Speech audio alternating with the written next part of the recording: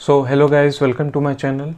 आज हम लोग पढ़ने वाले हैं इन्वायरमेंटल लॉ का एक बहुत ही इम्पॉर्टेंट टॉपिक, जो कि है all the important cases of the MC Mehta.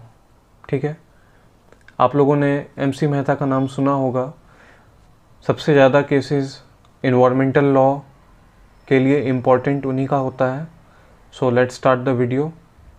Right to life, article 21, it provides for fundamental right of life. Article 21 जो है वो एक फंडामेंटल राइट है लाइफ का। Let's see how this is related to environmental law with case laws.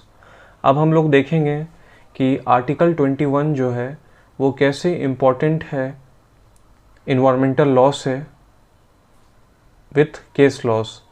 So right to life था और वो environmental law से क्या कनेक्शन हो सकता है, ये हम लोग एमसी मेहता के केस लॉज से जानेंगे। ठीक है, so let's see case in MC Mehta versus Union of India. इस केस को पॉपुलरली बोला जाता है ओलियम गैस लीकेज केस। ठीक है, ओलियम गैस लीकेज केस बोला जाता है। The Supreme Court once again impliedly recognise the right to live in a pollution free environment as a part of fundamental right to life under Article 21 of the Constitution। Supreme court ने ये recognise किया कि right to live एक pollution free environment में वो क्या होता है, वो एक पार्ट होता है फंडामेंटल राइट का टू लाइफ, और इसको आर्टिकल 21 में लिया गया, अंडर आर्टिकल 21। ठीक है, freedom to carry on trade और बिजनेस। सो प्रीवियस केस के बारे में बता दूं कि आर्टिकल 21 ये कहता है राइट टू लाइफ, और ह्यूमन लाइफ जो है वो मियर एनिमल एग्जिस्टेंस नहीं है। ह्यूमन लाइफ एक एनिमल एग्जिस्टेंस नहीं है। ह्यूमन लाइफ तभी है जब वहाँ डिग्निटी है, वहाँ क्लीन एयर है, क्लीन वाटर है, बेसिक एम्यूनिटीज़ जो होते हैं दैट शुड बी अवेलेबल। सो ये सभी चीज़ें आर्टिकल 21 में आते हैं और इसी को बोला जाता है right to life, article 21। Freedom to carry on trade और बिजनेस। अब नेक्स्ट जो डील करता है वो है freedom to carry on trade और business, article 19 clause G. To practise any profession और to carry on any occupation, trade और बिजनेस। कि किसी भी प्रोफेशन को प्रैक्टिस किया जाना या किसी भी ऑक्यूपेशन को कैरी किया जा सकता है, ट्रेड भी और बिजनेस भी। ये भी एक बहुत ही इम्पॉर्टेंट फंडामेंटल राइट है, आर्टिकल 19 क्लॉज जी, जो कि गारंटी देता है, ये राइट देता है ह्यूमंस को, सिटीजन्स ऑफ इंडिया को, कि वो प्रैक्टिस कर सके कोई भी प्रोफेशन, कोई भी ऑक्यूपेशन को वो कैरी ऑन कर सकें, ट्रेड हो या business. But this right is not absolute. लेकिन ये राइट एब्सोल्यूट नहीं है। It is subject to article 19 clause 6। Article 19 clause 6 में रीजनेबल रिस्ट्रिक्शंस हैं जो कि इम्पोज किया गया है upon this right in the interest of general public to avoid an environmental hazards. So article 19 clause 6 में रीजनेबल रिस्ट्रिक्शंस दिया गया है जो कि इंटरेस्ट में है, राइट इन इंटरेस्ट है of general public, general public के इंटरेस्ट में है, और इन्वायरमेंटल हजार्ड्स ना हो इस चीज़ के लिए वो दिया गया है। इन्वायरमेंटल हजार्ड्स ना हो इस चीज़ के लिए वो दिया गया है केस। इसमें केस आता है MC Mehta versus Union of India, AIR 1988 का केस है। फैक्ट्स क्या है इस केस का? Tanning industry located on the bank of Ganga where alleged to be polluting the river. इसका फैक्ट ये है कि एक टैनिंग इंडस्ट्री था on the bank of Ganga, और ये एलेज किया गया था कि वो पॉल्यूट कर रहा है पूरे रिवर को। Court issued directions to them to set up effluent plants within 6 months from the date of order. It was specified that failure to do so would entail closure of business. So court ने ये direction issue कर दिया कि with in 6 months वहाँ पे effluent plants का establishment किया जाए। अगर ऐसा नहीं होता है तो उस बिज़नेस को, टैनिंग इंडस्ट्री को क्लोज़ करना होगा।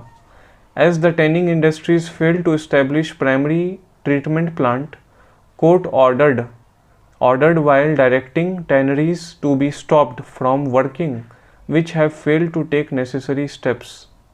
So कोर्ट ने ऑर्डर दे दिया कि टैनिंग इंडस्ट्रीज़ को बंद किया जा सके because they did not follow the order of establishing the primary plant.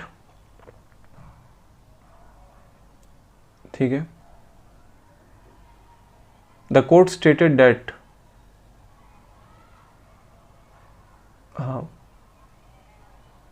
the court is conscious about unemployment that might place due to the closure of tanneries, but health, life and ecology holds greater importance in the eye of law.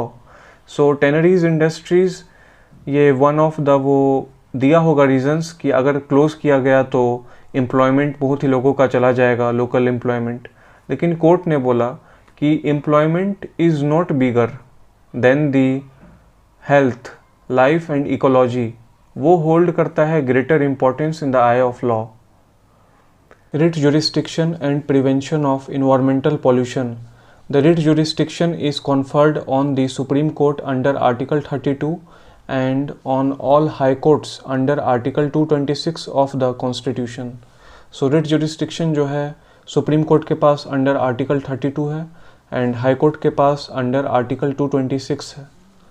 Under this, Supreme Court and High Court have the power to issue any directions on orders or writs in the nature of habeas corpus, mandamus, prohibition, quo warranto, certiorari, whichever is appropriate. So इसके under supreme court और high court के पास power है कि वो different types of Ritz जो कि appropriate होगा उसको वो ऑर्डर दे सकता है, जैसे कि habeas corpus, mandamus, prohibition, quo warranto, certiorari. So मैंने रिट्स के बारे में एक डिफरेंट वीडियो में ऑलरेडी एक्सप्लेन कर दिया है पूरा विथ केस लॉज, सो आप वो देख लें वीडियो। जुडिशियल एक्टिविज्म और evolution of concept of PIL under writ jurisdiction have brought a revolutionary change in developing environmental jurisprudence. Judicial activism के कारण ही evolution of concept of PIL हुआ है। PIL का फुल फॉर्म क्या होगा? Public interest litigation. और इसी के अंडर रिट जुरिस्डिक्शन ने एक रिवॉल्यूशनरी चेंज लाया है इन इन्वायरमेंटल जुरिस्प्रूडेंस, क्योंकि PIL can be filed by anyone, इसीलिए पब्लिक का भी इसमें पार्टिसिपेशन हो रहा है, जिससे इन्वायरमेंट को बचाया जा रहा है, इन्वायरमेंटल प्रोटेक्शन हो रहा है। This remedy has became most popular as it has ensured public participation in the matters of environmental protection.